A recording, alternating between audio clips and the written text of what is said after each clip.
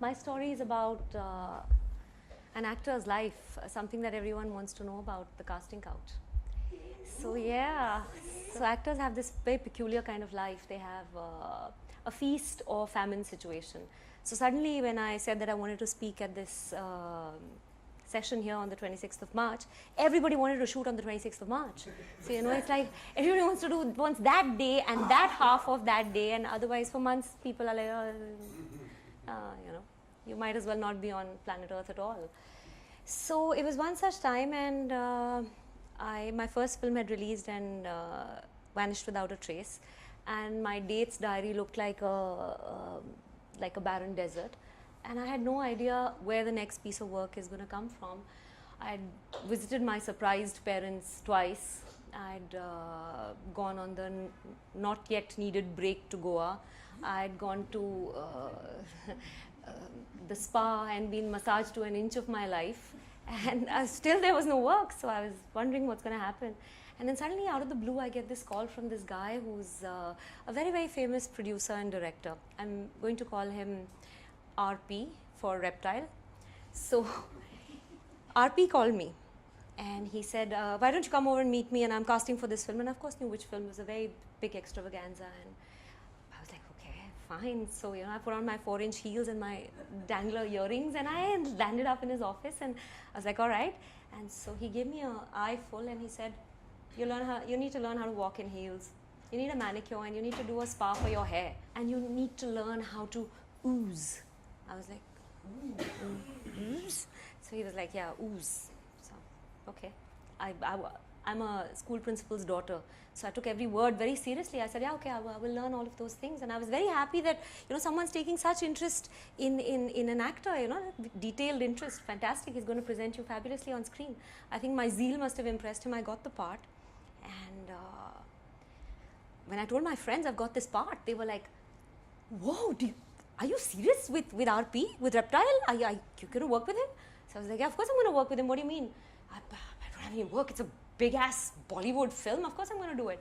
So they said, but like agreeing to do a film with him is like pretty much agreeing to be his pet squeeze for the duration of the shoot. Are you okay with that? So I was like, okay, I didn't know that. I said, no, but he had a scene with so-and-so, and with so-and-so, and with so. I was like, that's everyone he's worked with. I said, yeah, pretty much.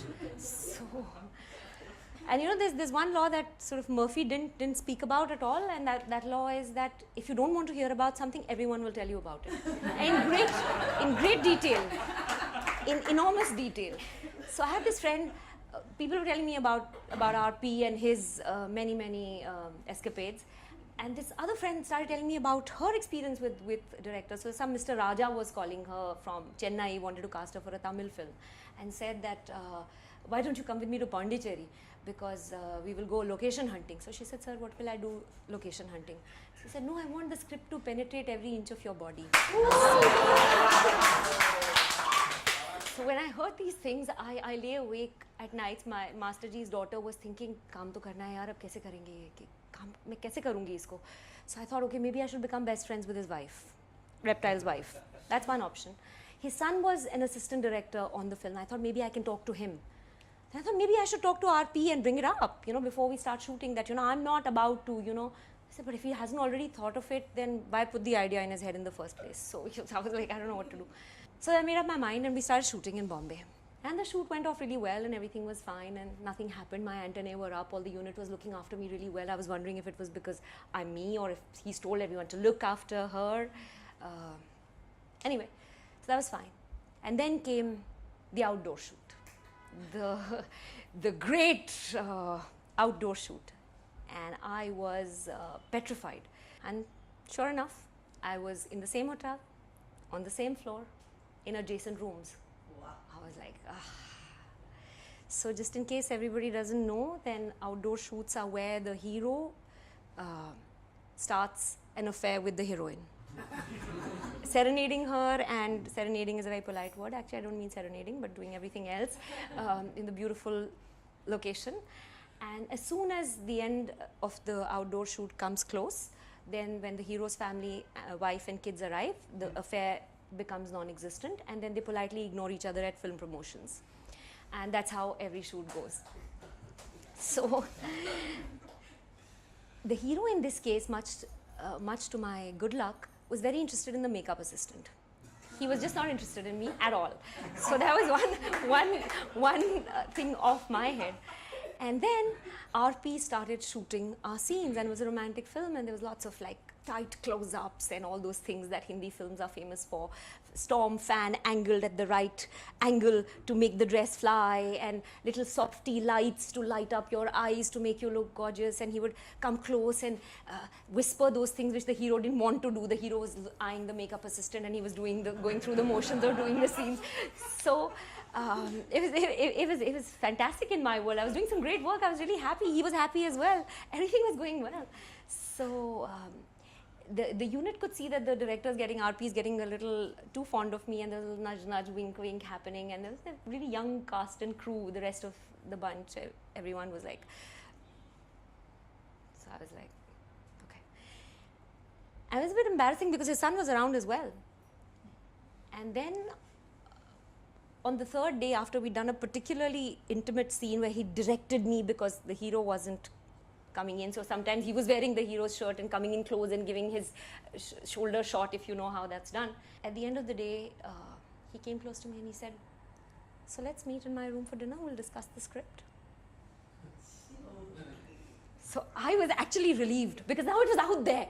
It was not hanging over my head. It was right there. It was said. Now I had to deal with it. So during the course of the day, the whole unit the younger cast and crew had made a plan to go out for dinner, bar hopping, and go downtown. And so a thought struck me. So if the plan worked, then it would work really well. And if it didn't work, I'd be on a plane back to India. So come 8 o'clock, I go to the hotel's flower and cake shop.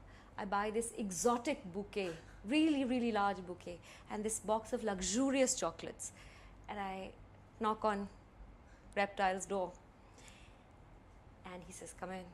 And he's sitting in a satin maroon lungi kurta. It was so trite. It was so cheesy. But there he was reclining, saying, come in. So I walked up to him, I gave him the flowers, I gave him the chocolates, and I gave him a big hug, and I said, thank you so much, sir. You've shot me so beautifully, and I really appreciate the kind of work we've done. I mean, it's been so much fun. So he looked a little surprised, actually, when he saw me behave this way. Because he said that he didn't expect the fly to be so enthusiastic to walk into the spider's web.